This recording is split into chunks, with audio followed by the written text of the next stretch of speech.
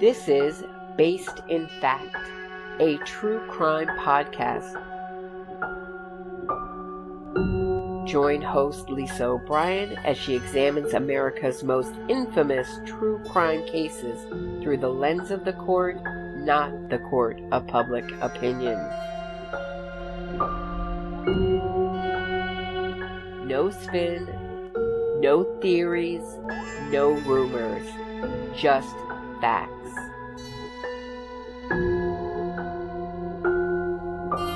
Here's Lisa O'Brien. Good evening. In episode 2, I'm joined by Amy Kingry and Jennifer Harmon to talk about the Oklahoma Pardon and Parole Board. Before the controversial decision to break their own rules and consider Julius Jones's requests for commutation and clemency, the board was the target of a criminal investigation into its processes after questions were raised about the release of Lawrence Anderson, a man sentenced to serve 20 years in prison in 2017. His first attempt at release resulted in a denial in 2019, which should have made him ineligible to reapply in 2020. Shortly after Anderson was released, he committed a grisly triple murder. In what is likely to be a developing situation, Amy, Jennifer, and I will talk about the rules governing the board, the irregularities in the board's consideration of Jones's applications, the resignation of Chairman Adam Luck, and Governor Stitt's replacement appointee, among other things. Amy is a native of Oklahoma and has been a paralegal in Oklahoma City for 21 years. She co-founded Oklahoma's Victims Innocence Project. OK VIP is a community organization dedicated to supporting victims and survivors of violent crime as they navigate the post-conviction litigation process. Oklahoma Victims Innocence Project goal is to let victims know that they have a voice to speak the truth, even though their voices shake. She's also the proud mom of 5 children and bonus mom to 3 stepchildren, so there's never a dull moment in Amy's house. She's also a CrossFit enthusiast and, with her significant other, a fan of the Oklahoma Sooners and OKC Thunder. Jennifer Harmon is a native of Tulsa, Oklahoma, a community advocate, alert neighbor captain, and a Navy veteran. She holds a Master's of Divinity from Phillips Theological Seminary and co-founded Oklahoma's Victims Innocence Project. She also was a co-founder of Justice for Peggy Gaitan in 2011. That group was a citywide publicity campaign comprised of residents across Tulsa, local media, and small business owners, which was instrumental in helping police make an arrest in the tragic murder of grandmother Peggy Gaitan on December 22nd, 2011. Jennifer and her husband live in the heart of Midtown Tulsa and are fans of the OKC Thunder as well. Jennifer also spends her free time educating students and Midtown neighbors about the Barred Owls Midtown Tulsa, including tending the live stream. Finally, tonight we're joined by Kyle Steinhauser, a candidate for the co-host slot. While I think he's going to do well, we'll see how he feels at the end of the episode.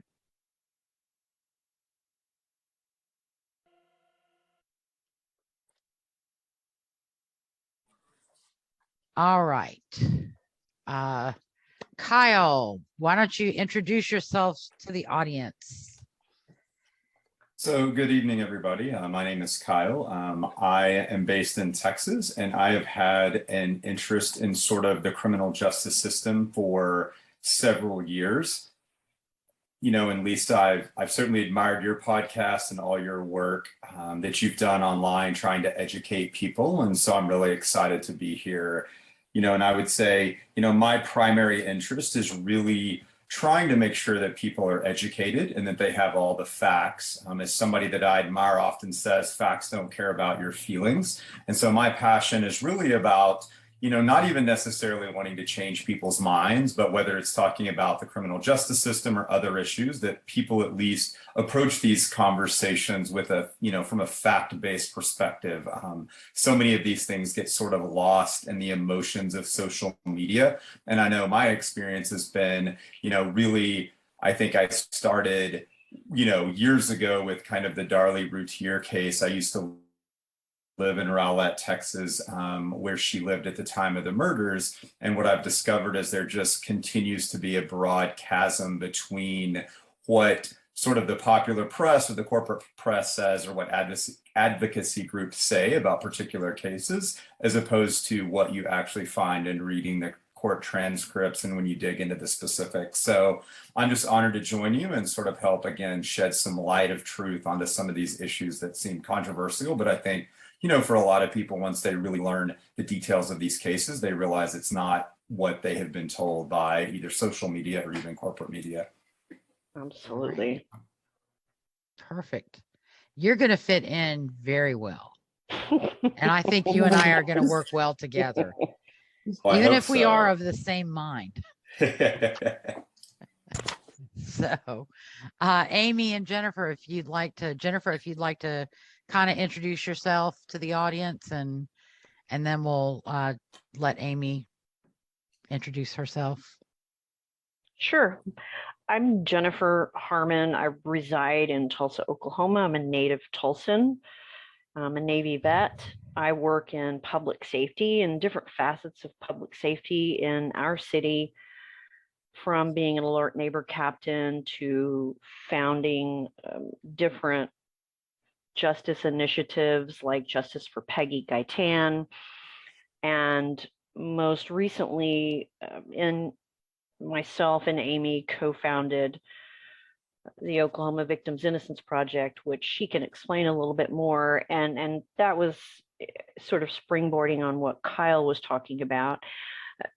Just it's an extension of being able to help the public understand facts of the cases, have the information, and also primarily to make sure that the victims and victim survivors of these violent crimes and homicides, that they know that we are out there supporting them during post-conviction litigation, because the primary thing that we've learned, at least with that through the Howell family or other families recently, is how alone they feel in this process. And so that's how we sort of came together to do this. And myself and Amy are both at ground zero in our respective cities with respect to the Julius Jones case. And so, it all came together when it was supposed to, and at the prompting of several different national true crime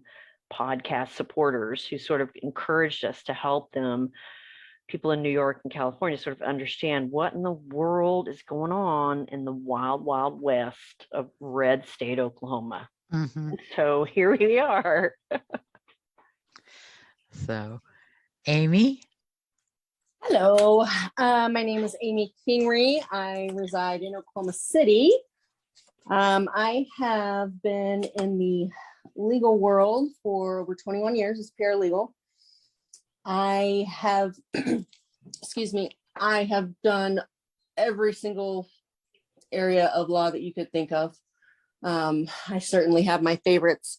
Jennifer said that she and I co-founded Victims Innocence Project, and it was, she had some experience in it before, like she noted, and I didn't. How it started for me is I was supporting a friend who is the niece of Paul Howell, and we grew up together. We were still living around the city at the same time when that happened, and so I had basically just been reaching out to her and trying to provide support and things of that nature, and then I found myself really, really mad and really frustrated with how that process went, how it went down, how they were treated. And I believe my words to Jennifer, I remember, I'll never forget, I was sitting on my couch in my living room and I was like, we have to do something. We cannot let this continue to happen. Is that right, Jen? Did I get it right? That is 110% right. And it just, from that point forward, I couldn't we're not going to change the world, but if we give one victim or victim's family member out there a little bit of comfort, then that's worth it. They have victims representatives for the different departments and things, but you guys, they can't walk them through the way that Jennifer and I are now seeing that they need to be walked through.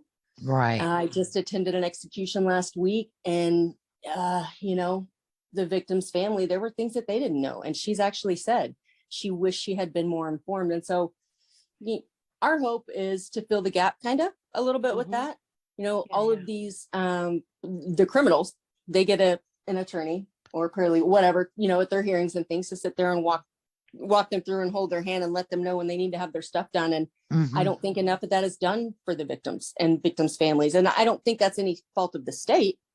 It's a lot, and there's more that can be done. And I hope that Jennifer and I can fill in that gap.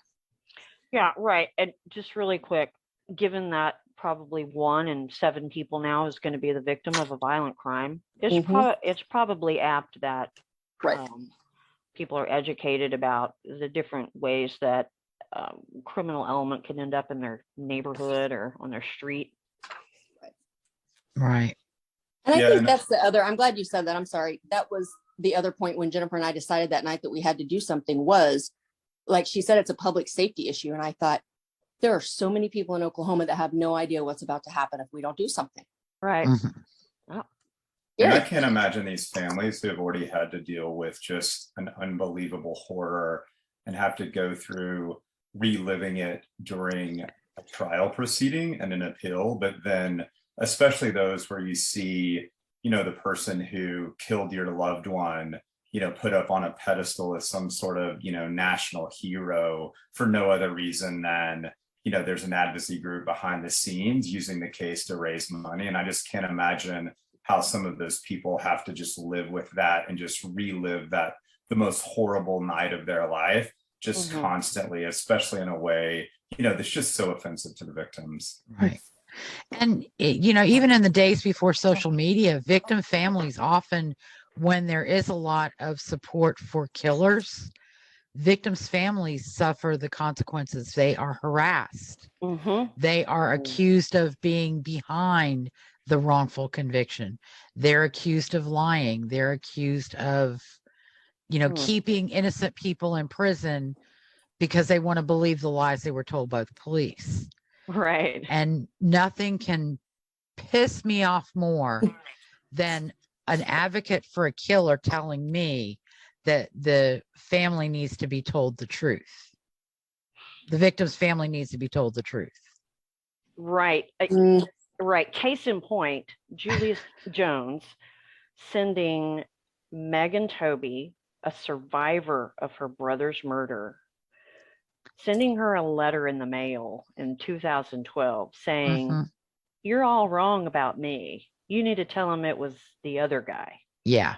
I mean, are you effing kidding me? Yeah. Well, on that note, what you were saying as far as they get, re-victimized and harassed. I don't think I've ever seen anything as harassing as what was done in the Julius Jones case leading up to his execution date. But what I did see is the realization that these victims and the victim's family, like the Howell family, they shouldn't have had to fight, you guys. That's the problem, is that they should not have had to get to the point where they got to. They shouldn't have had to ever endure that, not once, but twice. Right. As far as in front of the Pardon and Parole Board. But I mean, that's a huge issue. It is a huge issue because Oklahoma has victims' rights. Right. And they're being blatantly disregarded left and right. Yeah. And on that note, let's try to answer the question for the listeners of what is wrong with the Oklahoma Pardon and Parole Board. That is the title of this episode. Of course, we know that in 2012, there was an allegation made by DA David Prater against that pardon and parole, that whatever comprised that board at the time, of secret meetings and violating open meeting laws. And can you shed any light on that, Amy? On the 2012? The 2012-ish. Yeah, the 2012 kerfuffle. So basically in 2012, David Prater, who is Oklahoma County District Attorney still, he was tipped off by a victim's family that the person who killed their loved one was getting out of prison on parole. So David Prater looks into it and says, hold on a second, she's not even eligible for parole until 2016. Oklahoma has an 85% crime law, and this was one of those of violent crimes that fell into that. So basically what that means is you aren't even eligible for parole until you have served 85% of your sentence. Mhm. So she was already 4 years short. So he sends a letter to the Pardon and Parole Board and to Governor Fallin, and basically finds out that this Pardon and Parole Board had designed another docket. They called it PDI, or pre-docket investigation, of basically criminals who they wanted to try and expedite and get to the parole process sooner.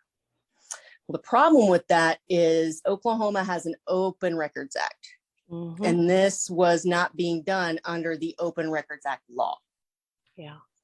So luckily that individual didn't end up getting out, but there were ones that did get out.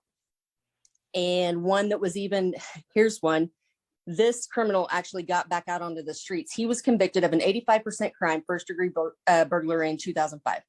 He should not have been considered for parole until 2017. Mhm. But he was paroled that year in 2012. So that was the first issue. And, you know, I want to touch on this right now, and we can touch on it when we get there as well. But there was a lot of negativity and accusations surrounding the Julius Jones clemency and commutation, that it was all because Prater, you know, it was a racial thing and Prater wanted to see a black man die. And I mean, you name it, it was all Prater's fault. Yeah. But exactly what was happening is what happened in 2012. It is Prater's job, and it is his duty as any other DA Mhm. to speak up when something's not right. Correct. Right. And that's what he did then. And it ended up, it got worked out. And after, he actually had to file a lawsuit that he ended up dismissing. Mhm. But he had to file a lawsuit, and it, you know, the thing is if nobody says anything, then it's going to continue to happen. And I think Right. that's one of Jennifer and I's things, is if we stop talking, then it's going to continue to happen. And who's going to be the next, you know, Julius Jones case? Mhm. Well, and that's the fundamental problem, right? Is we're a nation of laws, and that's one of the things Mhm. that makes our nation great. Is where, you know, we all have a pretty good expectation that the criminal justice system and the civil laws work. And so again, it's, if you have an issue with the 85% rule and you can debate that, that's a separate issue. Fantastic. Have the state legislature change the law, write new laws, but to just, you know, circumvent, you know, that's very concerning that you have public officials that, you know, they can effectively just ignore the will of the people as it's, you know, expressed through the legislature, and just do whatever they want. I mean, that's very, very concerning on myriad levels. Right. And really, you know, people, well, there are certain groups of social justice ideologues in Oklahoma who don't like Mr. Prater as a district attorney. But I mean, listen, I'm going to tell you what, if that guy is all about prosecution, he's about the law, and he's about getting it done, and he does not fool around when people are trying to do things that aren't on the up and up, and he will spare no expense or time in making sure that some kind of crazy, ludicrous precedent is going to be set. And I appreciate that about him. And I think people I think sometimes Oklahomans fail to recognize just how much he fights for the law and for the justice system and for public safety. And you Right. shouldn't have to, right? It's got to be a Mhm. distraction knowing that, okay, Yeah. not only do I have to do my day job, but I also have to make sure people Right. aren't undermining the rule of law by these But- kinds Yeah. of shenanigans. Yeah. But I think our society has gotten to a point, and it's very close to a point of no return, where David Prater doing his job, citizens, quote unquote, citizens try to get a grand jury to charge him criminally with doing his job. It's part of that narrative, Lisa, Oh, yeah. that Jennifer and I have Well, talked about before. It's part of that narrative. I mean, he's used to it by now. I mean, there's a guy in Oklahoma City named Jess Eddy, and if David Prater sneezes the wrong way, then Jess is going to want to try to get a grand jury. So, I mean, I've sort of grown used to the Jess Eddy Chronicles against David Prater. So it's kind of one of those things where you go, oh, here comes Jess again. Okay, well, and that's really, I think, a terrible distraction as well, Kyle, because you know, there are way more people out there, Oklahomans, who appreciate what our prosecutors are doing than there are the Jess Eddys in Oklahoma City and Tulsa, who are just really creating just a bunch of, well, I probably shouldn't use the word, and I'll just leave it at that. Yeah, and it's the same thing too with a lot of these innocence fraud cases is there are bad eggs out there. There's bad police, there's bad DAs, there's wrongful convictions. Let's save the energy for focusing on the actual wrongful convictions and the actual bad DAs versus, you know, for political reasons, going after all of them just because they're in law enforcement.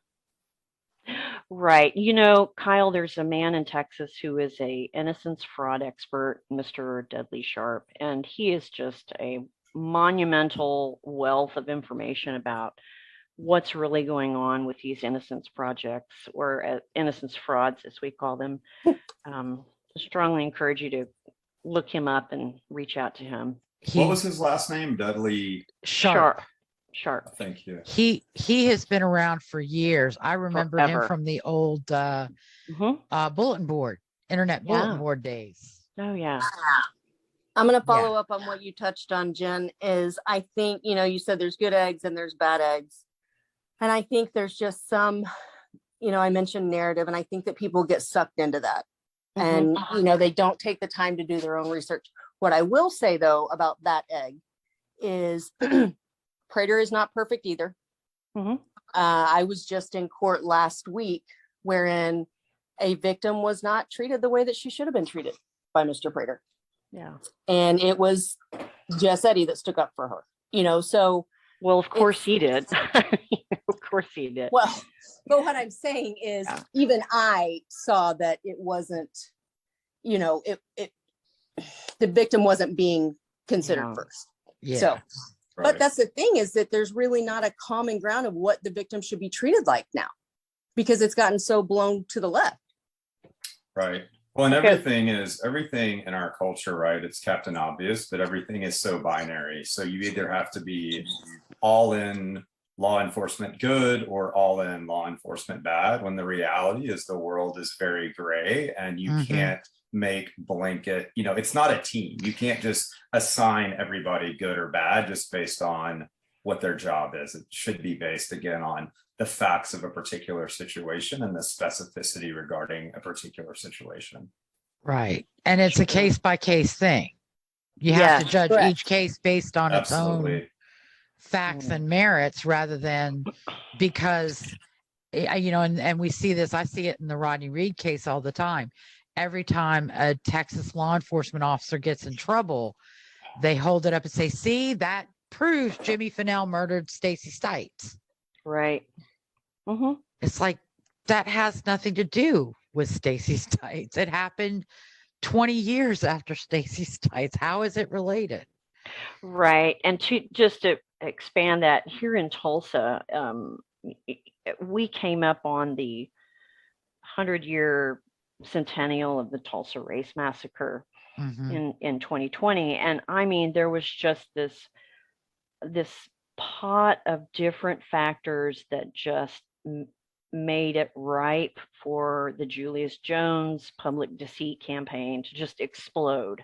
Right. I mean, we had all this national attention, and, you know, all the people that I went to seminary with who were standing with in support of Julius, trying to say he's innocent, let him out, including municipal leaders. And I I was really taken aback at how they have just jumped into this ideological space where if he's Black, that means he was wrongfully convicted, and all of that falls under that big umbrella of systemic racism. But and then yet I'm standing amongst these people that I know and nerded out with at seminary saying, well, now wait a minute. What if in fact he is guilty? And I mean, they just won't even consider it. And that was a real eye opener for me that so many of them just jumped on board. And then because in my mind, they've absolutely ruined their credibility, because I can't, I mean, what am I supposed to do with you as a public safety person? How can I ever refer anybody to your faith circles if I now know that you didn't care about the facts? You just were on a bandwagon that if he's Black, he should be let out. He's not guilty. And I mean, that's just ludicrous. And it's not reality. I don't know whose reality it is. And I mean, there were places, and that includes the Pardon and Parole Board. I mean, the people that that Governor Stitt put on the Pardon and Parole Board, specifically 2 of them, they were part of that arm of people who are either anti-death penalty ideologues, or it's always systemic racism exists, and so therefore everything else was not on the up and up. And that was really not a smart move for him to appoint them, because they may have been proficient in their specific lanes in terms of hiring nonviolent offenders when they were released, but these were not the people that should have ever been put as the gatekeepers for our Department of Corrections. And it's something interesting, the narrative of quotes and systemic racism in the criminal justice system. They paint it as though police are out grabbing minorities off the street, charging them with crimes that don't exist, and putting them in prison for the rest of their lives. Right. When there were real crimes, there were real victims. Right. And I have a bit of a draconian view of drug offenses, because in my experience, people who end up getting in serious trouble for drug offenses have gotten chances after chances, multiple chances, to stop doing what they were doing. And not only do they not stop, they become emboldened, they get bigger, and they're stupid, they get caught. So I think drug offenses and drug crimes lead to violence. Drug abuse leads to violence. Well, speaking of drug crimes, that is where this whole thing has taken off in Oklahoma. Because when it was reclassified, certain felonies were reclassified to misdemeanors, which meant that criminals were able to be eligible for parole sooner. So that's about the time that this current Pardon and Parole Board, sans Adam Luck now, was put on that panel. Right. And it was right about the time, we were just talking about that 2012 issue with the Pardon and Parole Board.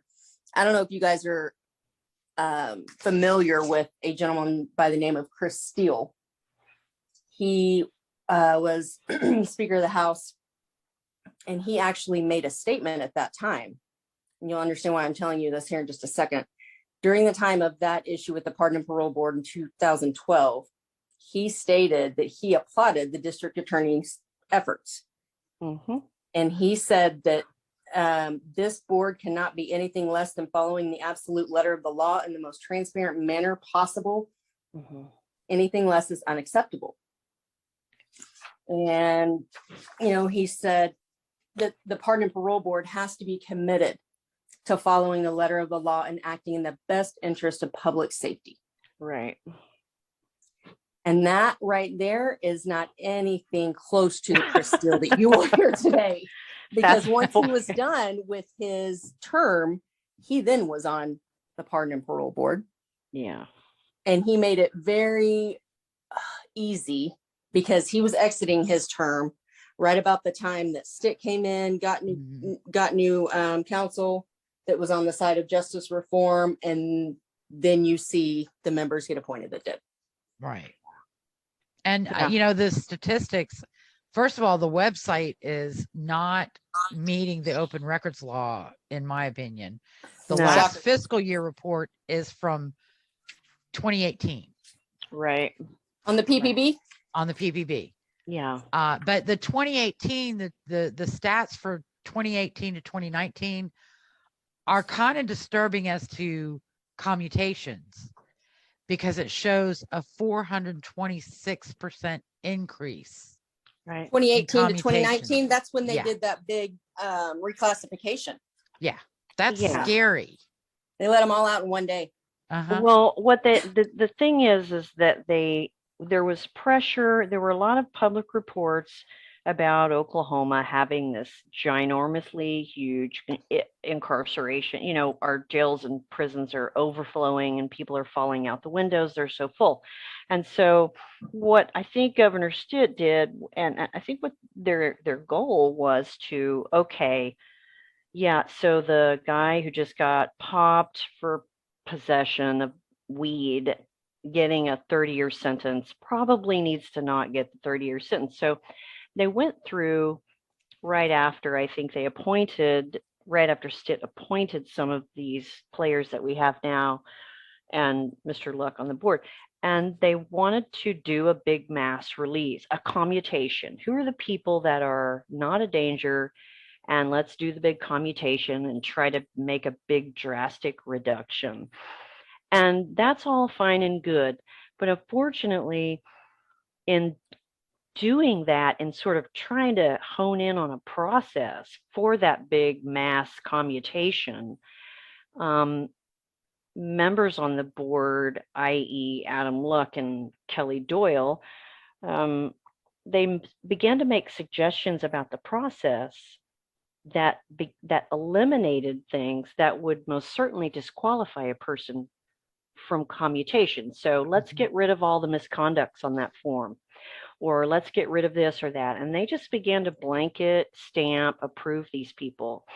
And hey, Jen, explain what it means, such as get rid of misconduct and what that does for a commutation packet. Well, if you have a misconduct and it's on your commutation packet, that stage one process that they're just sort of making sure everything, all the I's are dotted, the T's are crossed. The moment they see the misconduct, well, you're out, you're done. You don't get to move on to stage two. Well, they went. If you had one within the past year, sorry. Exactly, right. And so it kind of, that nixed you from the process. So, in order to speed that up and as they put it, streamline everything, they took that out of the process. Well, when they did that, for example, they, in that big mass 450 or however many they released, they had a couple people, and most specifically a man named Lawrence Anderson, who had just been denied to any kind of moving on in the commutation, literally a few months prior. But they changed their form that they were using, and he actually reapplied, and he was part of that big mass commutation. And then a few months later, he was released.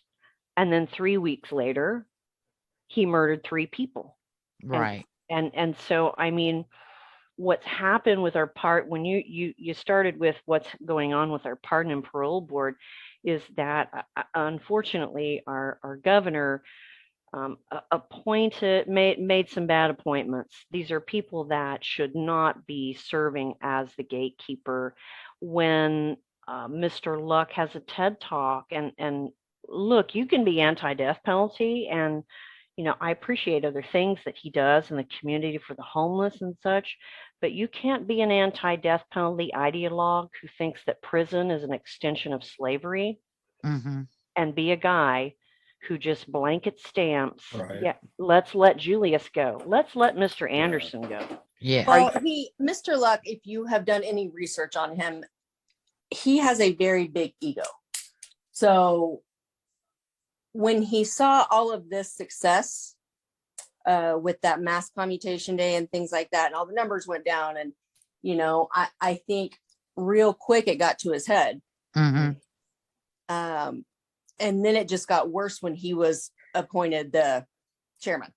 Right. Oh, Because yeah. then all bets were Yeah. off, because it does say in there that he can change the rules whenever he wants. Right. Right. So- Yeah. And then you have Kelly Doyle, who is on record on video as saying, you know, I just applied as a joke. I didn't know what I was doing, and I just applied as a joke. And I'm thinking, oh, what in the effing F? Are you kidding me? And But yet she also has an ulterior motive for being on that board. They both Right. have Mhm. right. uh, Yeah. different organizations, should I say, that Sure. would benefit from letting these people out. Yeah. But here's the thing, because we were stalled because of COVID, we didn't really Mhm, see, unfortunately, we didn't have time to see how this was going to build. It just built and exploded. Yeah. Because Yeah. the DAs started bringing up, you know, when all this started happening, several district attorneys started contacting and requesting the recusal of Adam Luck and Kelly Doyle on a few different cases. Right. Based Um, and based for on very good facts. reason. exactly. very good based on reason. facts, yes. Mhm. And they were basically belittled and laughed off and ignored. In fact, I know that at one point, Ms. Doyle told the district attorney that they didn't even want to contact them anymore because they're always going to object to it.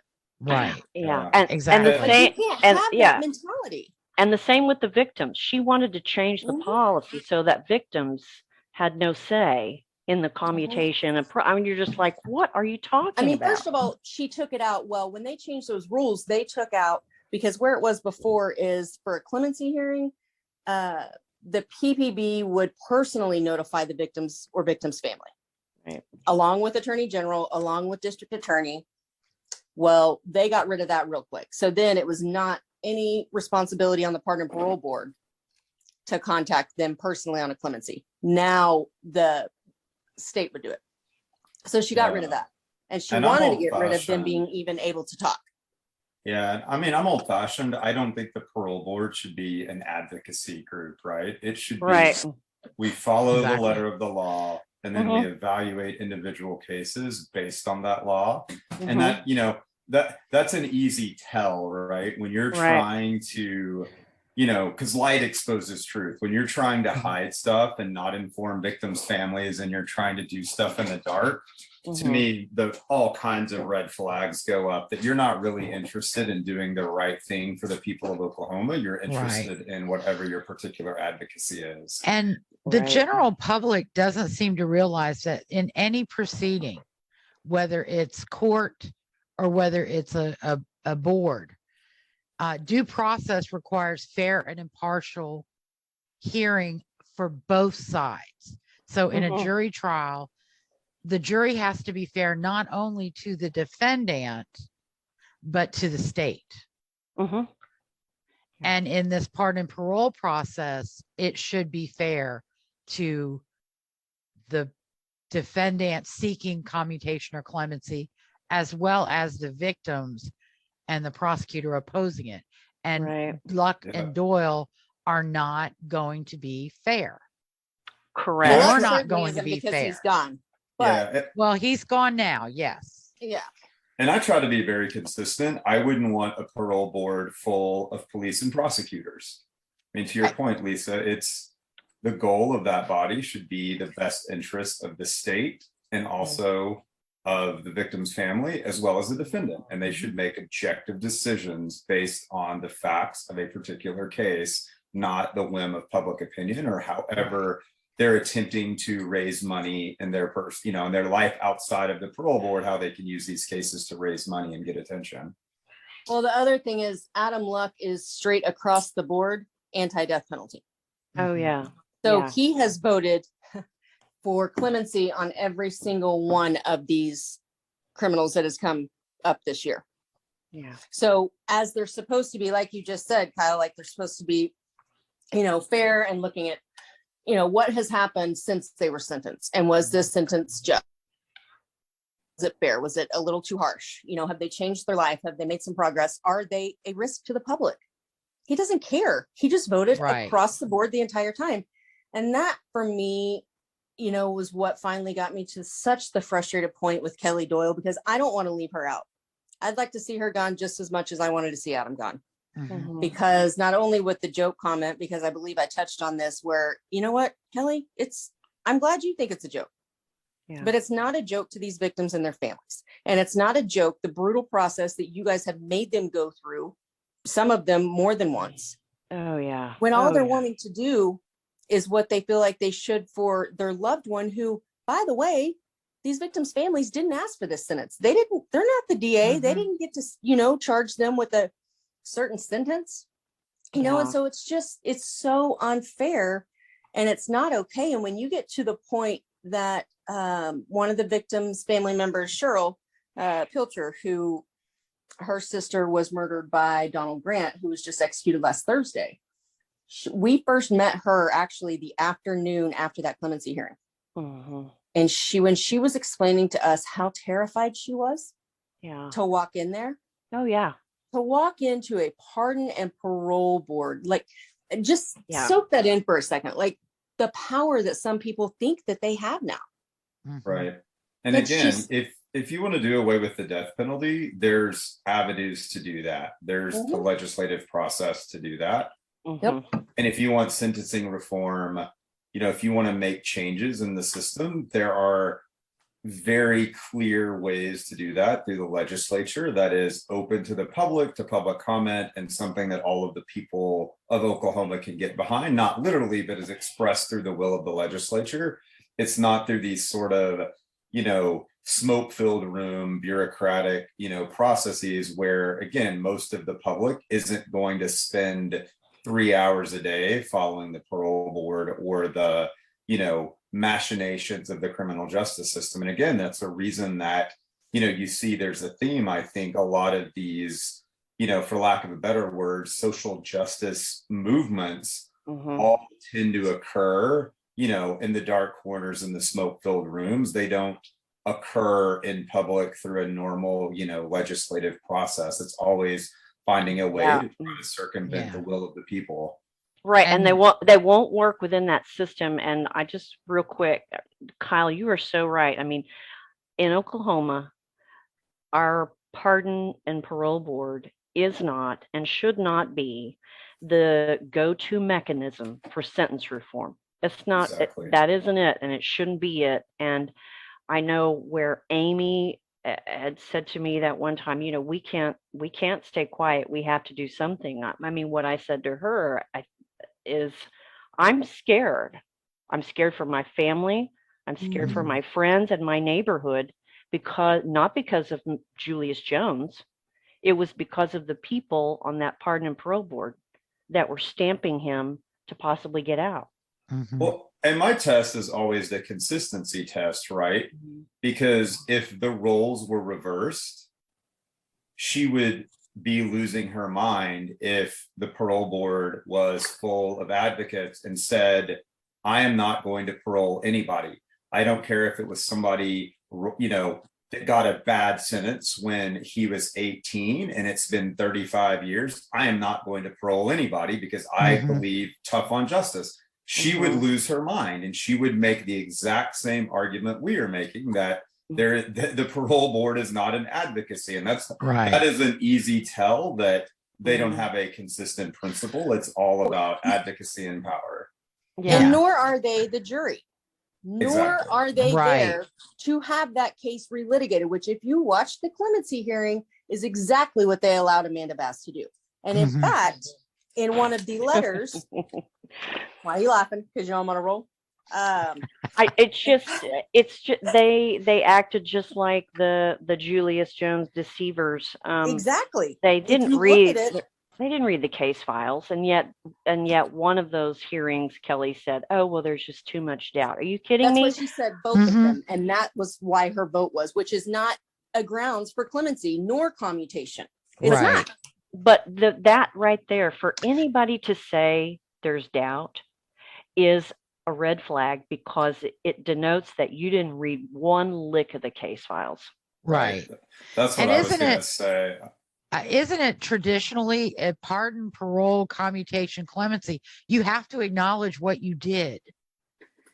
And you have to Right. show Right. remorse for Mhm. what you did. And you have to Not say, for I've JJ learned though, my because he's lesson. never admitted to it.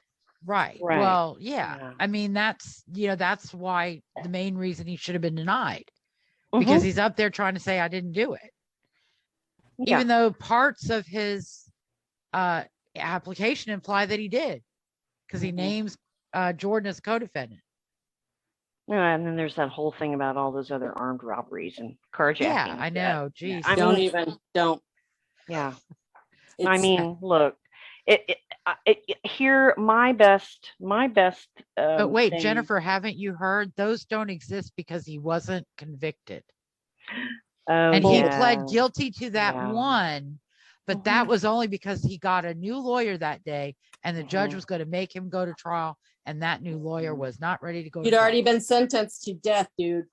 Yeah. Well, I mean, what luckily, worse- Well, yeah, we know, but that's Mhm. the other there's like a let's see, it's a hypocrisy Mhm. in these groups. Yeah. If you're talking about Julius Jones or Rodney Reed, then crimes he committed that he hasn't been convicted of don't exist. They didn't happen. Mhm. Exactly. And, And you know, yet, if they want to point the finger at somebody else and they have an idea of crimes committed by that person, Mhm. then that's okay.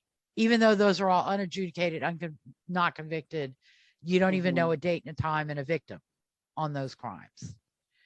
Because they not do to it with chase Jimmy a rabbit, Fennell. but that's one of the craziest. That's one of the craziest phenomenon of these, supporter groups is they will go through just sometimes unbelievable mental gymnastics to justify why the convicted was innocent, but Mhm. then they basically need zero evidence to, quote unquote convict another alternative suspect. And Jimmy Fennell is a great example. There's not a shred of evidence that he did it other than he did a terrible thing, what was it, 16 years later, so that 11. automatically means he's convicted. Whereas again, they ignore all the other accusations against Rodney Reed. And yes, it's bad for those victims' family, but practically once somebody's on death row, the criminal justice system just doesn't have the resources to go try 15 other crimes because practically nothing is going to change. Right. Well, I here's another angle of it for me with this pardon and parole board. I mean, I've worked with inmates in the clink. I have worked with high security inmates in the clink, and it's wrong to. This is a interesting. I'm gonna tread carefully, but also just hear me out. I've seen these inmates who live in denial when they're in the clink, and it's just the same old shit. But then you get the guys every once in a while who don't deny what they did. They don't, and they own it, and some of them act like they don't care, and others, every time they open their mouth about it, the floodgates open, and they are genuinely remorseful. And those are the guys that I've seen who turn their lives around in the clink, and ultimately where they thought maybe they wouldn't, they do get released. And those are the people that should be released. And those are that's a standard. And just to see nobody's had enough backbone to stand Julius up and say, no, look here, you did they've just sort of, it's almost like he's just a muse for different causes. That's a great word. And they've shoved him over in a corner. Martyr. He's a martyr, or whatever all that stuff is. But he's been used by people. And guess what? He lost bigly buying into it, because not only did his sentence get commuted, it can never be revisited again. And he is going to spend a long, long time now in the clink, and he's not leaving unless it's in a pine box. Mm-hmm. Now, what a terrible thing to do, even to him, even to a guy who is in total denial in the clink, sentenced to death. What a terrible thing for people to do, even to him, because, and people may not like how I'm saying it this way, but, you know, he was a smart kid. He was a smart kid last time he checked off in the free world. And so because of, you know, whatever the aims of people outside the prison, we will never know what he could have been if he owned his crime. Yeah, But the that's a fact great point. he was a smart kid and he was headed somewhere, but he chose to be a thug. Sure. You know, that's where something isn't right with him. Right. And nobody had enough ass to confront him about it. Mhm. They wanted to say you're the innocent victim because you're black. Yeah. Well, you gotta remember, I think we touched on this last week, didn't we, Lisa, about the time that this all happened. I think it was on that email that I sent you, like the timeline, and it really all blew up, you know, 2020, after George Floyd, you know, and all that stuff happened. Yeah. Yep. That's when it all blew up. That's when everything was such a big deal. And that's when you see Judge Alan McCall, who was on the board, and he starts seeing them try to slide these new rule changes through without getting it approved, without getting an AG opinion, knowing darn good and well what's going on. And the first thing he sees is what I was speaking of earlier, where the admin rule, the new one, admits the requirement that staff has to notify victims. And, you know, it also in there, they wanted to not have to go to the AG to clarify something that had been clarified, but there was just so many different things that were trying to be tossed under the rug. And Judge McCall's the only one that would stand up to him and say anything. And it's unfortunate that he was no longer there. Oh, I know. Because, you know, if he were, I don't think that this would be happening. And, you know, the other thing is they changed some forms. Okay, well, there's a certain timeline that a change to forms and policy and things has to run in what's called a register. Well, the reason, so Julius Jones was the first one to get what's called an enhanced stage 2 commutation hearing, which I also like to refer to it as whatever Adam Luck feels like doing that day hearing, because it clearly states in that enhanced stage 2 that basically the chairperson has the ability to change the rules on a whim. He can decide what date you have to have your statement in by. He can actually decide the day of if he wants to give the inmate more time. Yeah. It's written that way. And so, you know, he was given that new hearing, but funny enough, that was introduced a year before he was even given that hearing. So he got that on September 13th. The last run date was in the register on September 1st. So they couldn't have it until the 13th because it had to go its time frame, but they were able to schedule it before. Jennifer and I were talking about this earlier, how they knew that they were going to, you know, have it approved by then. So that's why they put off his June hearing.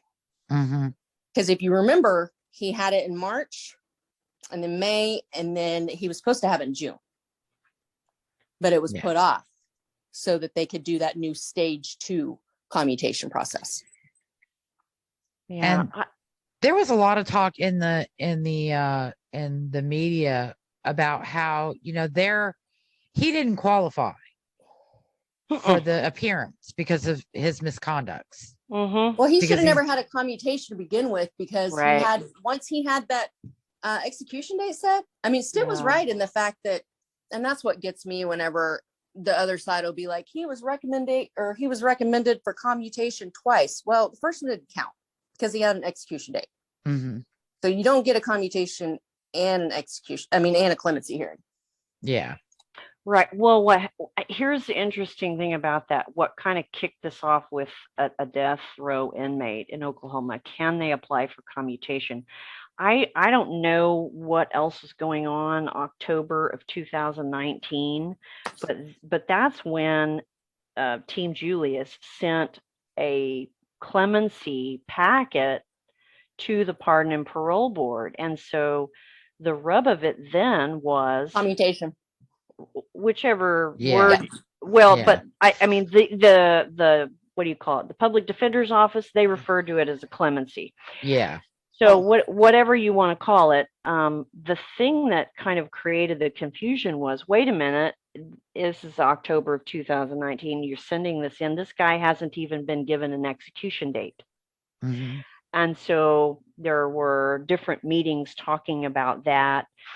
And then there was a special meeting, I think in November of 2019, where they're right at that point in time, I think, is right when they're in the thick of the big mass release that's getting ready to happen, or however they're preparing for it.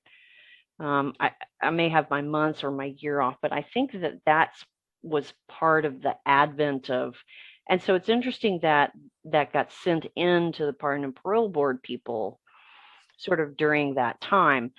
And then, of course, right, Judge McCall just comes out swinging and is like, wait a minute, what on earth is going on?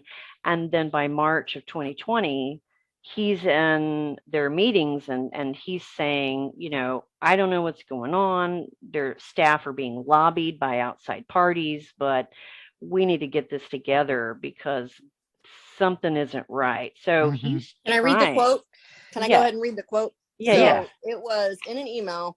Judge McCall was not there that day. He was not in on the Zoom call. They held a meeting and decided to make changes to these policies, right? Well, he gets a copy of the policies that are going to be changed. And he responds back to Stephen Bickley and quote says, your continual attempts to inject your personal anti-death penalty opinions on the policies of this board are frightening. He says, let me see here. Who is pulling the strings that hold you up? Perhaps the multi-county grand jury can look into that. I'm going to request to appear in front of the multi-county grand jury ASAP before you and your anti-death penalty buddies can cause any more pain and heartache to victims' families. For our board to invent a new procedure because of your anti-death penalty bias is borderline criminal, and I will have no part in it. Mm-hmm. Mm-hmm. And he states that I believe I want to present that I believe there's evidence of multiple violations of Oklahoma law by you and others. Yeah. And he says, you have slapped the faces of murder victims and their families for the last time on my watch. Mm-hmm. And he tried. I mean, Mhm. he tried, and they tried to spin it and say that, what was that group that came out, Jen, and was like, they wanted his resignation, saying that he was racist and something else because he was talking that way, and it was just him against Julius Jones. Well, that's funny because at that time we didn't know that these were being made for Julius Jones, or we didn't. Mhm. Right. It was the ACLU. Yeah. That's what it was. They wanted his resignation. Yeah. I mean, And it's just, yeah. I mean, that's part of the thing and part of the issue. And I hate that I'm saying this, but I'm going to say it. It is not always the case that because a Black man is the one who's convicted, that he's innocent and wrongfully convicted, sitting in jail, having never done a thing. And I think it's very wrong for that larger public conversation when all of the Black advocacy groups, including the ACLU and our state Black caucus, just automatically all jump on that bandwagon. He's Black, wrongfully convicted, end of story, because, it doesn't really help anything at all. I mean, if it just doesn't, and it makes it worse, and it doesn't help people want to step into having what amount to some pretty difficult conversations. I'm just going back to what, Judge McCall was calling attention to. I mean, one of those other things, and it goes back to Kelly Doyle wanting to get rid of those misconducts on the application. And Amy, or someone can correct me if I'm wrong, but what's the irony of that is when they recommended Julius Jones get commuted to life with parole, you just kind of go, okay, let's calculate this. So I think maybe, and again, correct me if I'm wrong, if he were to have received life, like let's say Governor Stitt went along with their recommendation of life with parole, having not included any of his plethora of misconducts, that would have amounted to time served. Had they gone through and recommended life with parole that included the misconducts, that would have been a little bit of a different story. It might have been close to time served, but I just find it kind of interesting, and maybe I'm wrong about how that went down, but I think Miss Doyle knew exactly what she was doing when she was removing the misconduct element, because she knew she was removing sentence time. Right. Well, and I'm not an expert in the Jones case, and I know we're not here necessarily re-adjudicate that one, but it's fascinating in some of these cases, and you guys correct me if I'm wrong, but I believe that, he claims to have had an alibi which wasn't presented at the time of the trial. Birthday cookie. And, I don't know, guys, like, I mean, You're welcome, Lisa. I mean, he was not an unsophisticated person. His parents were sophisticated. He was in college at the time. I have a hard time believing that if I had an alibi, I would just, my public defender didn't mention it. I mean, I would scream from the top of my lungs. I would take the stand. And so, I mean, I get it that it's, I can't blanketly speak for all of these cases, but it's always fascinating how they conveniently come up with an alibi that wasn't presented in trial. As I know, Lisa, you love, never has to, face the scrutiny of cross-examination. It's really easy to say, oh yeah, I had an alibi, and it didn't get presented at trial. Right. That just doesn't pass the common sense, test to me. If it was somebody who was unsophisticated, understand. The Jones family was not an unsophisticated family. Well, I was going to give an example. I was just in a sentencing hearing last week, and Lisa, you probably know this too. Not only does the lawyer of the criminal ask and have him verify that this is what he has testified to, these are his wishes, then the judge goes through it. So it's not something that, an attorney could just get up there and say, oh, we've decided that he's not going to testify. Right. They give you multiple chances. Yeah.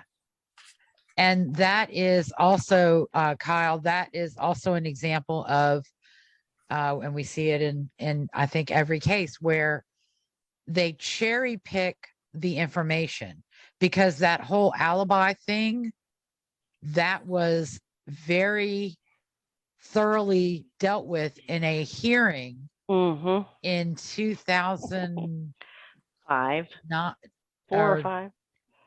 No, 5. I think it was 2005 or maybe 2006, where his two of his attorneys testified. Right. And said 311 hearing. He told us his parents were mistaken. Yeah. And then there's the revisionist history. Right. Whereas Jones at the appearance before the parole board says, oh, well, they must have misunderstood me because I never told them that. Yeah, I mean, enter Team Arizona for the revisionist piece. Yeah. I mean, you're right, Kyle. Mr. Jones is definitely not stupid. And our pardon and parole board sat there and listened to him deny things that they knew he was lying about. And so then let's just add, here's his sophistication. I mean, look, he hooked up with his buddy Chris from school. right after, I don't know, or January, I think, of 99. And probably the first 15 minutes of their conversation, he's offering to go take the SATs for Christopher Jordan so he can get in college, play basketball. That's you're thinking, your cognitive thinking patterns as a criminal thinker. Right. Once you are offering to go in as somebody else, that means you've got to get a fake ID and you're going to go in and cheat for somebody. That's actually a pretty sophisticated criminal thinker. Yeah, absolutely. Yeah. Yeah, But he wasn't. But it's someone He that wasn't they a very- voted to put back out on the streets. He wasn't a Right. very good criminal, though, because he kept getting caught. Oh, well, they're clever and smart, But thankfully, but they always get not caught. effective. Yeah, they always get caught. He got caught with the fake ID thing. Hmm. All right, enough about Julius. Yeah. We can't Well, give him any more time. Let's talk about Lawrence Anderson, who also is another one who he never should have gotten out. I mean, he's Never. proven that in his prior releases, he's proven that he can't live a law-abiding life. I mean, he even had a second chance where he was sent to like a rehab, Hmm. and he never showed up. And he had dirty UAs. Hmm. So he was a person that really needed to just stay in prison. And I think that's the environment where he can function Right. best.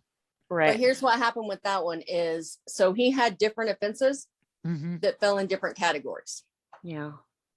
So where it got hung up is some of them were considered misdemeanors now. Right. Yeah. And Yeah. also, it was stated by more than one member that they were so bogged down with so many applications for commutations and parole, they couldn't keep up. They weren't even Yeah. able to review the stuff that they should have reviewed, which should have been a red flag there. I mean, why didn't one of them stand up? Judge McCall tried, but why didn't somebody else stand up and say, hey, stop. Like, we have to cut this off because something bad is Yeah. going to happen. They didn't Well, care. They just checked them off the that- box. But that's how that happened, is because different classifications. That's another thing that I thought reading some of the articles that you sent. Kelly Doyle said something like, I only have one side and, that's all I have to go on. And I'm like, yeah, but when you get to stage 2 and you let the inmate appear before you and the prosecutor shows you that everything they said in their application is a bald-faced lie, Hmm. then you vote to commute him anyway. And you sit I there. mean, what is wrong with that? That's Yeah. There's everything is wrong with that. ridiculous. And it is because of that. It is because of that that the Blankenships and another family lost their loved one. Is because of her standing mute and stamping approval for Mr. Anderson. Ironically, actually, on the vote sheet in 2020, Mhm. she denied voted it. no. Well, she's part of that collective. But She- prior to that, she voted to pass it to the January date. Well, here's the other thing with Miss Doyle. But I just talk about her. but I just want to She- finish this point. It is because of that but the decisions of that Oklahoma Pardon and Parole Board are the very reason they are directly responsible for the lives that were lost Mhm. at the hands of Mr. Anderson. And that's just it, period. And they've got to answer for that. They have to answer for this. It's part of the chaos. There's a pattern and a practice of recklessness that has left Oklahomans, afraid for their safety on their own streets, in their homes and neighborhoods. And so people can talk about politicizing and appointments and all of that. But the bottom line is somebody needs to take the keys away from that Pardon and Parole Board. They should not be holding the keys. Well, again, she doesn't have any consistency. Let me give you a rundown Wow. of how she's voted and why. So she, not only we already talked about the 2019 as it being a joke for her applying. So in the clemency hearing of Grant, he brutally murdered a woman by stabbing her 16 times. Mhm. She votes for clemency. Okay. Jones clemency. again, Paul Howe, murdered execution style. Her response for granting clemency, she has doubts in the truth and the facts of the case. Mhm. Not your job. So next, it's Bigler Stouffer. He shoots 2 people. One of them passed away. She voted for clemency and life without parole only due to the concerns of the pain and suffering during execution. Again, not her job. So you've got 3 different reasons here. Yeah. Okay. Mhm. So then it gets to Donald Grant. He had 2 victims. Oh, yeah. And she states, this is what floored me. She voted no for clemency due to her statement, which said, I also feel that it's my responsibility to identify those cases that are unusually heinous and cruel. And to me, this is one of those cases. Well, Kelly Doyle, I think that any time that someone is brutally murdered, that's heinous and cruel. Right. Yeah. My point being, she doesn't have any consistency. She doesn't have, not one time in there that she granted for clemency did she say anything to the effect of, you know what, I think that you've changed your life. I don't think that you're a danger to society. Like it's like they're just throwing up all of these different reasons to a whiteboard. Right. And seeing which one they can use next time. Yeah. Well, I'll tell you. It demonstrates the improper decision making across the board by Luck and Doyle. At least, the one member, I can't remember his name, he had some connection to Jones, so he recused himself or disqualified himself. Yeah.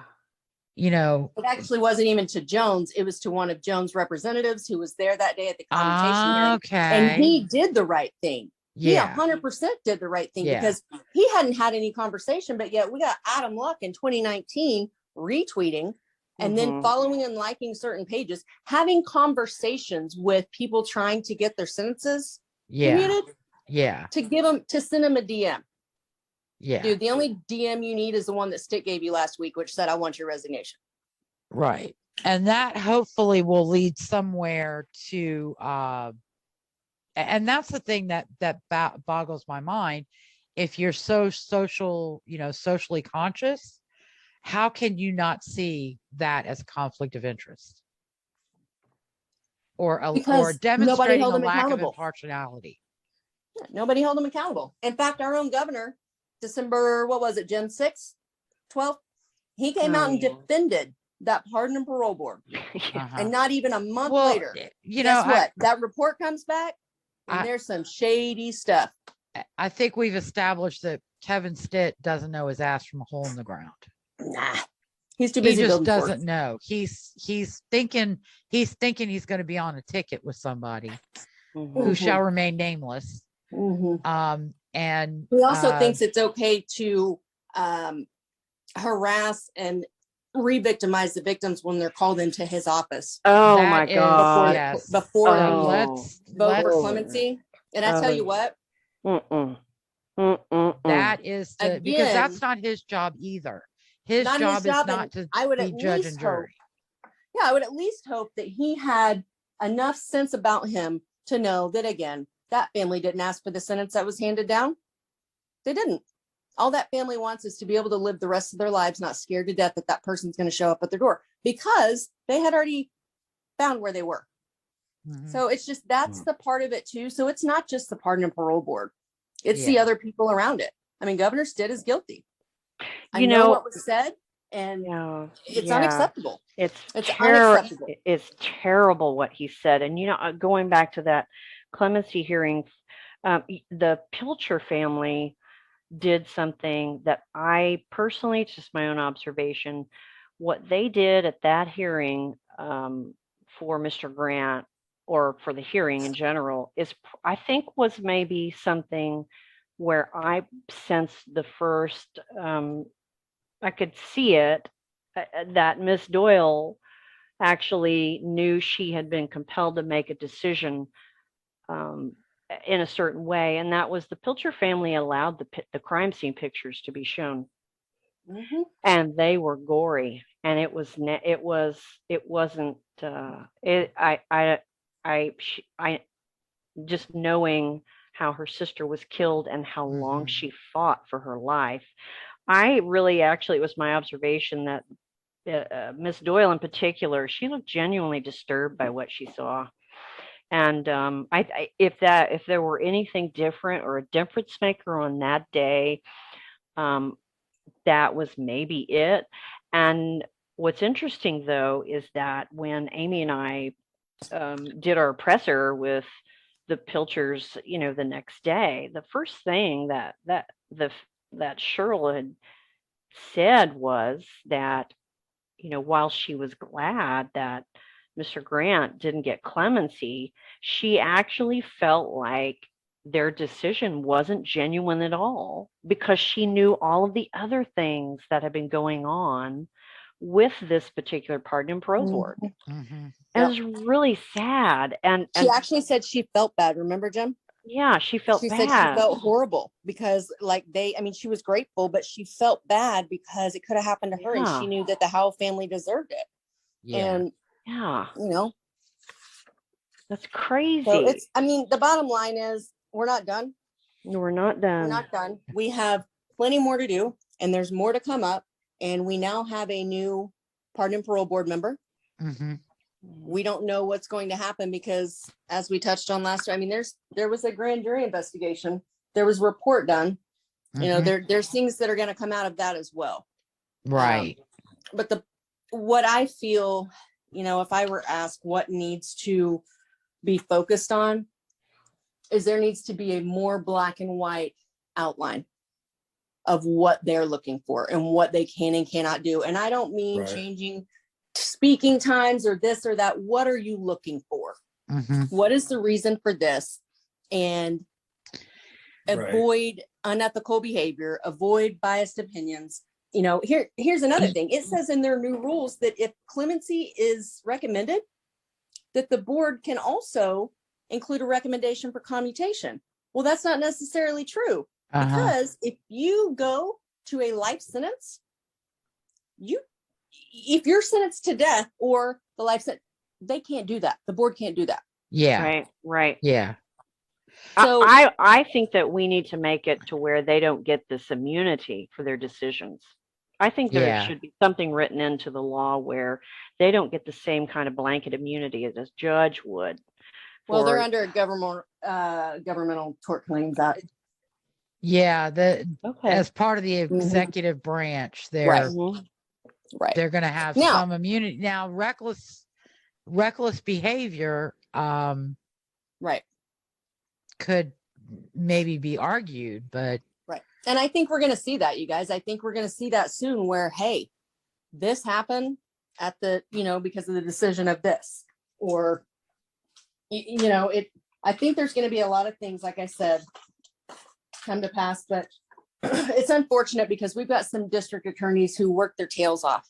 I know it. To make sure and speak for these victims and the victims' families. Jason Hicks in Grady County is one of them. Right. And, bless his heart, he was one of the first ones that back in I believe it was 1920, that, wrote a letter and said, I want you to recuse yourself. Yeah. And they basically laughed at him. I mean, they have a hard enough job. Mm-hmm. And then basically to walk in, and the way that the PPB is handling it now is they're handling it like it's a new trial. Yeah. And they just get to start all over. So all of that work that was done just means nothing. And it's just so unfortunate. Yeah. Go ahead, Lisa. I was going to say, I think, I had a friend who was on a similar board in Tennessee.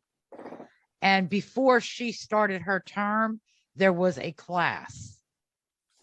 And this is what you are here to do. You're not here to decide guilt or innocence. That's already been decided. You're not here to decide whether the sentence is fair or not, because that's already been decided, because it's been challenged in court. You are here merely to decide whether this person is deserving of pardon, parole, clemency, or commutation. Right. And this is what this means. And I think Oklahoma's board could really use a class like that for incoming. And if you're here with a social agenda, forget about it. Well, they talked about that. You'll see in their meeting minutes where they talked about getting new training for clemency hearings and things like that. And Judge McCall suggests, I don't know where I'd put it, but he suggests talking to prosecutors and, you know, detectives and things like that, so that they can understand just how in-depth of an investigation and how much evidence they had to have to be able to get them to that point. There's And they shot it actually, down. there's They haven't done a actually, single training. there's Yeah. actually a group, I think it's called like National Association of Parole Boards, I mean, where you can take online webinars, you know, that train you as a parole board Mhm. to make right ethical decisions case by case. And I've looked at it, and it's pretty lengthy, and it gets into some of the things that I personally came to understand about inmates when I was working with them. And I mean, you know, I understand that the members of the parole board, they are appointed by the governor in our state. But I'm just not sure if that's maybe the right way to go, or you've got to have some kind of degree in criminology or something. They do. That's You- a And they requirement. do. Yeah. Well, They well, is, but- okay, well then there's a test, and if you can't tell me the definition of criminogenic need, you can't be on that board. You guys, Mhm. if they don't have a stricter outline of what they can and cannot do, it's not going to matter, because we Yeah. can implement training, but as it stands right now, they can go change the rules and procedures tomorrow and they don't have to do it. That's what I'm saying. First, And- we have to get to a point where they don't have that much flexibility. Right. And it sounds like, guys, I mean, maybe I wasn't fully following you, but I was looking at Miss Doyle's LinkedIn profile, and it doesn't appear to me that she would meet that requirement of having any kind of background in criminal justice.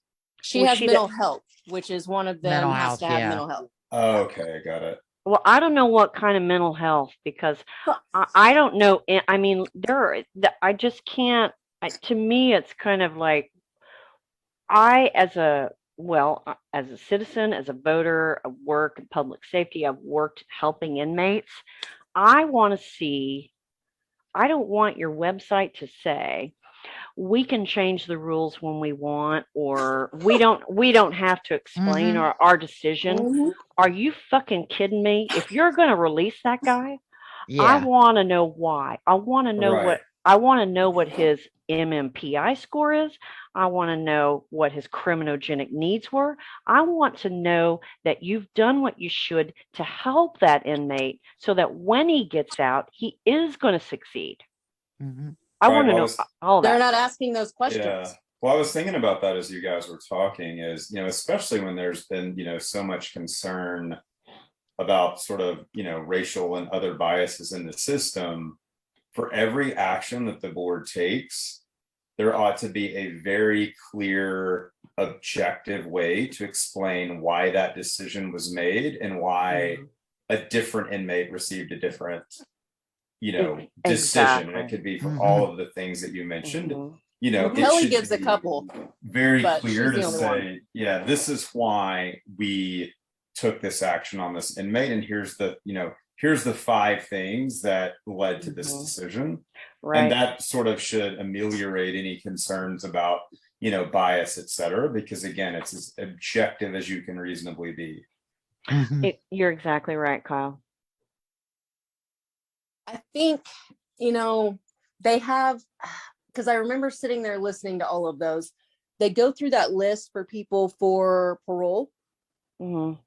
in the first stage, and those that are granted or denied, and they'll give reasons. They'll give letter or numbers. Mhm.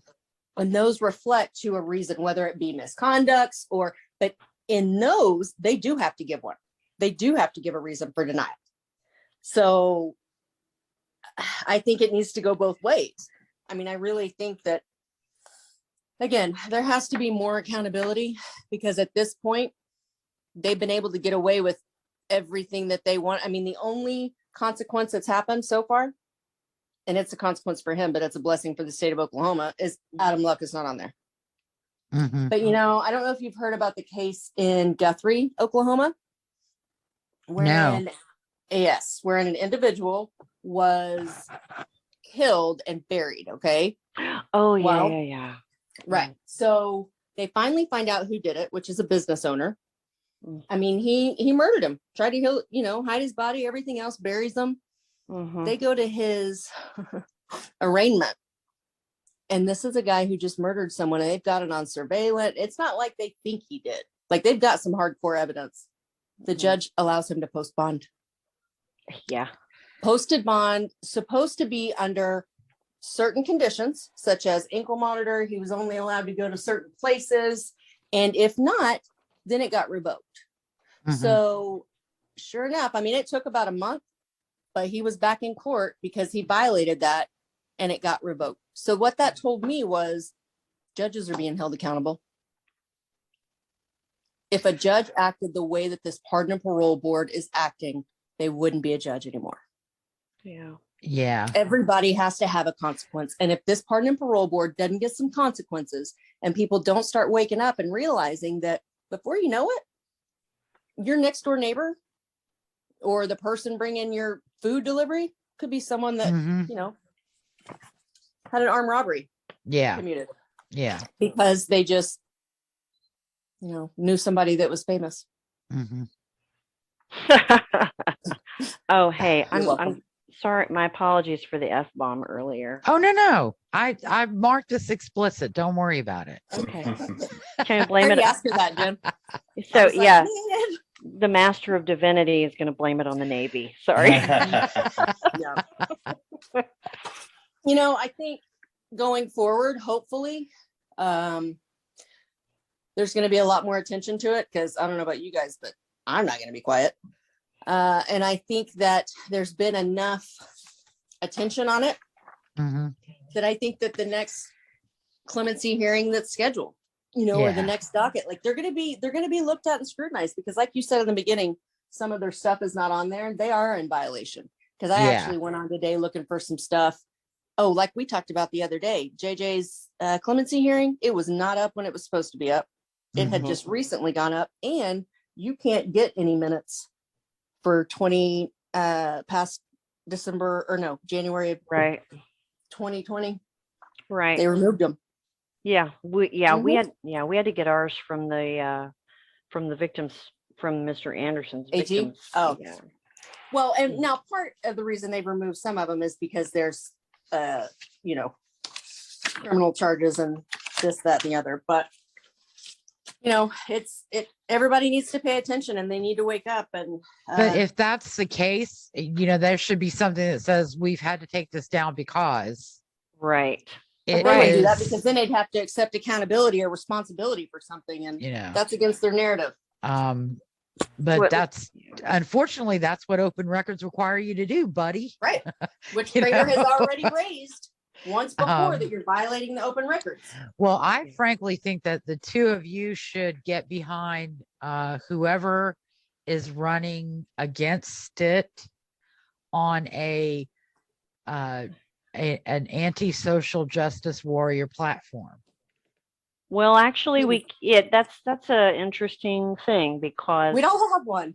We don't have one because you got Joy Hoffmeister. Oh, gosh. Anybody who's running, let JJ out.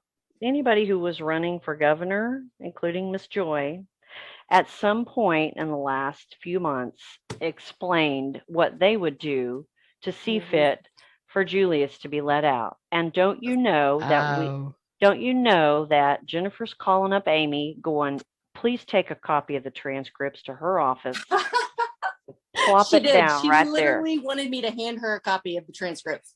I mean, what we've literally started doing in Tulsa is we've circulated the list, like people who are running for mayor or municipal office, and we are telling their opponents, here's something for you to use. This person was actually advocating for supporting a parole board, advocating for the release of a rightfully convicted killer. So if you want to use that against them, great, because they shouldn't be sitting in office. See, here's the thing, we talk about Mr. Jones' crime and Mr. Anderson, but really at this very moment, as I kind of close up, what I'm going to say is that really the people, Miss Doyle, or the former member, Mr. Luck, There's 2 of them that are still on there, and those people are actually more dangerous than the offenders that we continue to talk about, because they have the power and they've exercised it to let people out. And one of them committed a triple murder, and so that's really kind of scary to me. But they don't have the power. That we need to remember. Well, but they've done it, and Right. and so when we've gone and circulated the lists of people like Regina Goodwin and Vanessa Hall Harper, and municipal and state level people, to say, hey, those people were advocating for that killer to be freed. I mean, we mean business, because if you're in that position where you have constituents that you're charged with protecting and you're not doing it, I mean, that's serious business, and you shouldn't be in office. And so that's really part of what we've been doing in Tulsa, is making sure that all of the candidates know, if you said anything to advocate for that guy, you can expect your name on a billboard that says that you did, and that was wrong. Well, that's like Miss Connie Johnson. I 100% right. called her out the second she stepped out of her car at that execution last week. I'm not kidding you. I had been there since, I don't know, 9 o'clock. That woman stepped out about 2 minutes till, went and stood on camera with the anti-death penalty people and left. I mean, the entirety of Tulsa's Democratic Party actually published a letter on November 19th, the day after Julius was commuted or whatever, expressing their gratitude to the governor. Oh, yeah. For easing the pain and the suffering of the Jones family. I mean, they lost so many Democrats that day, and rightfully so. I mean, look, you can't, I don't know anybody whose politics are that, who's embedded in their politics that bad that they're going to go along with a party saying, oh yeah, let that habitual violent offender go free. I think I said on one of the other podcasts we did before, but everybody knows it's an election year, and you can't complain about it if you're not going to stand up for it. And there's a lot of noise on each side, but you're just going to have to be the louder one, and you've got to just do what's right. The daughter of Andrew Blankenship, she's young. Oh, Haley. She showed up with us at a presser. I know. And I thanked her for coming. And you know what she said to me? I felt like it was just the right thing to do. Absolutely. Yeah. She's a 20-year-old child. And we can't even get members of a pardon and parole board to do the right thing. Just because it's because they've lost sight of it. Yeah, that's the point we're at, you guys. And it is terrifying, because we're laying a path and setting a precedence for things to come that I don't know if anybody pays attention to the news in Chicago and down in Houston, all of the horrible things that are going on with the criminal justice reform, but that's exactly where we're headed.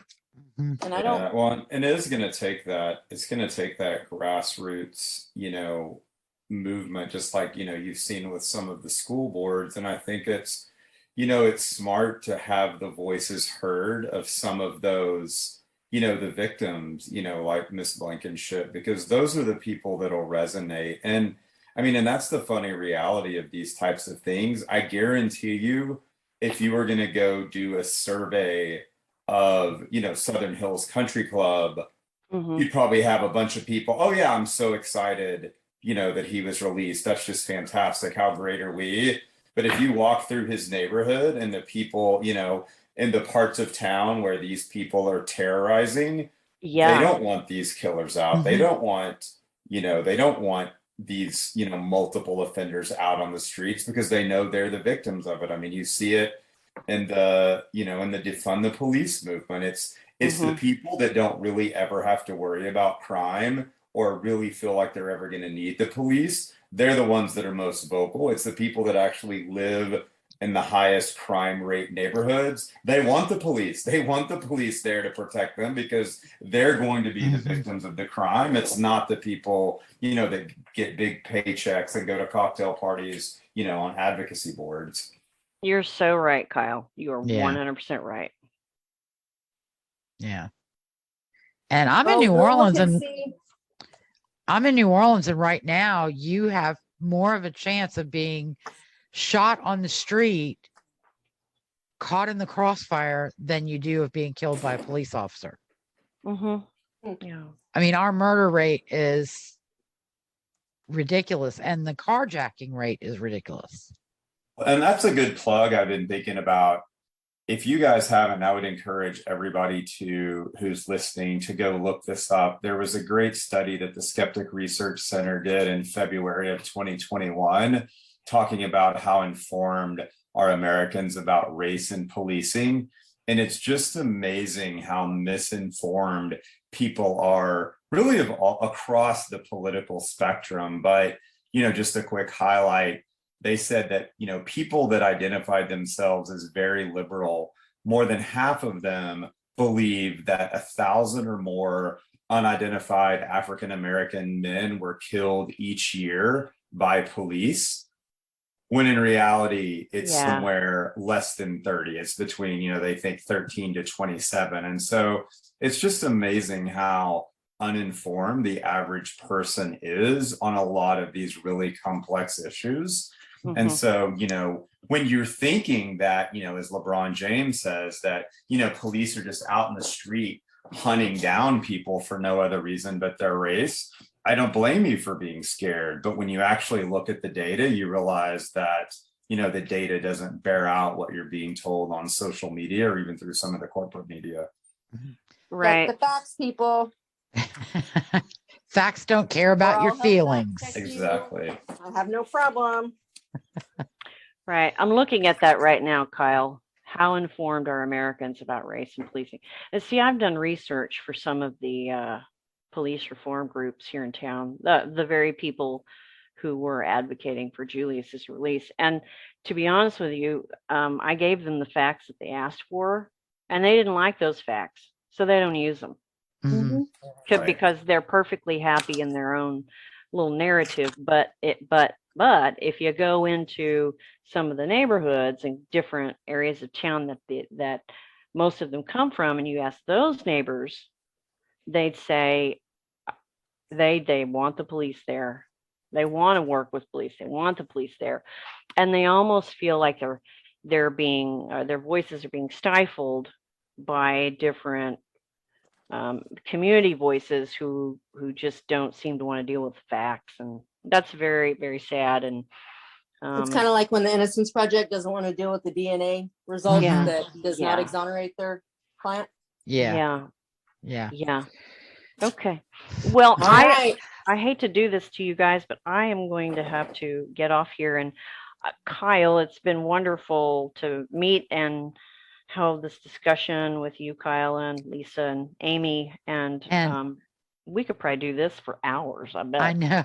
So much to talk about. You and I do, either via email or text or phone. And Jennifer, by the way, if you have any dealings with Tulsa homicide, please pass along that I am a fan of every single one of them.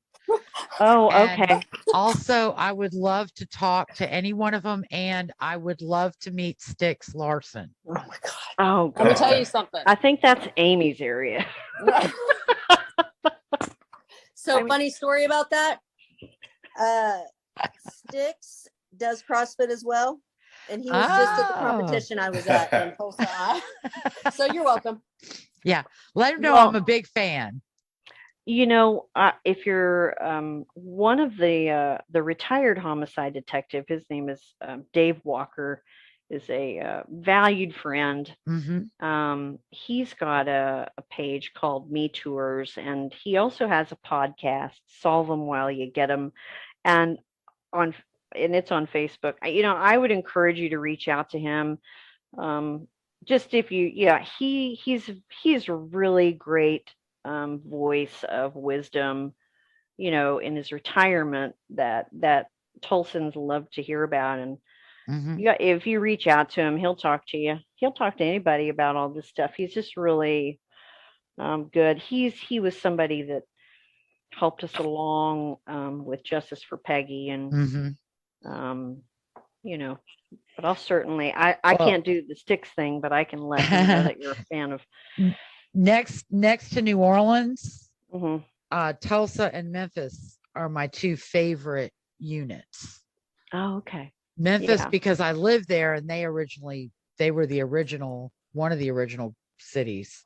Yeah. But then defense attorneys in Memphis caused issues with A&E, Mm. where they sought raw footage that A&E didn't want to give them. Mm. And it got to be very messy. So Memphis PD decided, we're not going to do this anymore. Yeah. So, Yeah. but yes, thank you very much. And thank you, Thank Jennifer. you I'm so much. so glad I was finally able to talk to you about something, because I was looking forward to that. Thank you for having me on, and look forward to Thank doing you it for again. letting me join. And Yeah. we're definitely going to do this again, y'all. Yeah, let's do We the will. par- We have a new pardon and parole board member, and then I would guess that there's going to be more to come from this. So we've got more executions scheduled, which have clemency hearings. So we will be in touch for sure. Oh, definitely. Great. Well, thank you so much for joining me. I think I'm getting close to my end time with Zoom. Okay. But thank you so much, y'all, for joining me. I'm gonna do my outro, and Okay. we're gonna wrap it up for right now. Thanks, Yeah, guys. Nice to meet you, Thanks, Kyle. everyone. Thanks for Yeah, joining nice us. to meet you all. Take care. Thank Take you. care. All right. Kyle, why Bye-bye. don't you stay? Okay. Why don't you stay? Okay, absolutely. Bye, guys. Bye. All right. How do I do this? Oh dear. Oh, there you are. Okay, good. So what did you think? How did you feel? You did great. Oh, well, thank you. No, I had a great time. I really enjoyed it. Yeah, it was great. It was I was able to participate more than I thought, given my relative ignorance of some of those cases. So yeah, I really enjoyed it and would, love to do it again. I'm going to say you had some great insights, and, Jennifer and Amy, I know that they found some of your insights and your comments to be incredibly insightful and on point. So Well, thank you. yeah, it was, I hope you enjoyed yourself, because I would love to have you back. No, that'd be great. Yeah, let's just be in touch. And yeah, I think I saw your email. Would love to talk about the Reed case, because I at least, I know a little bit about that one, certainly not as much as you, but at least know a little bit more about the details. Right. Well, one thing we're going to talk about as well is, apparently there's an Ask David Fisher on Kevin Stew's podcast tonight. So we're going to I think we're going to kind of critique a little bit about that as well. And how do you spell his? I'm not familiar with that podcast. David, S-T.